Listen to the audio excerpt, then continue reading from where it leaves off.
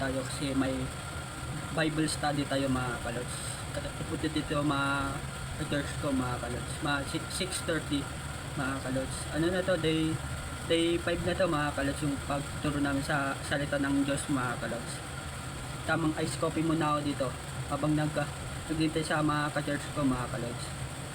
Sinamsam ko na din mga damit mga kalods ba, kasi dito kami sa harap ng bahay mga kalods, kasi andito yung ano, tamang ice coffee muna ako dito mga kalods.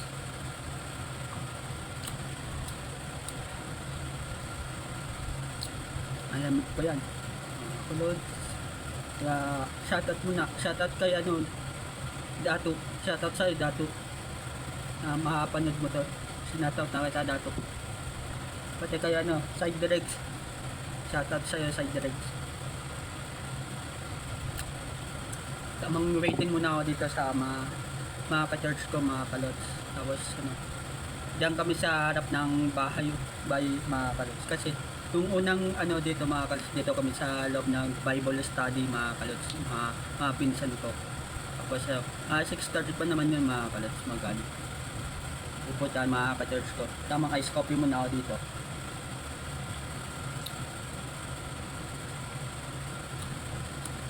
Tapos umulan pala kanina mga kalods. Nagpasensya na kayo kung ano, dami kung ano, mataba na pala ako mga kalods.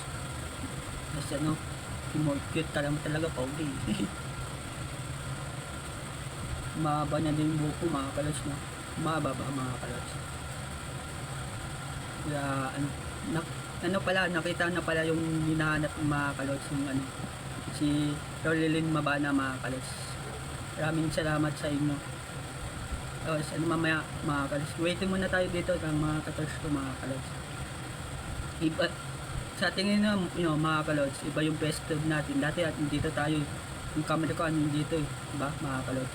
Ngayon naman lumipat tayo pa mabago naman mga kalods yung ano, background natin, kaya mamaya na lang mga kalods babalik ako mga kalods. Pasensya na kayo kung hindi ako nag-vlog ng ano, sabi kasi sa akin ni Kuya Pops mga kalods, ano, huwag muna daw ako mag-vlog mga kalods.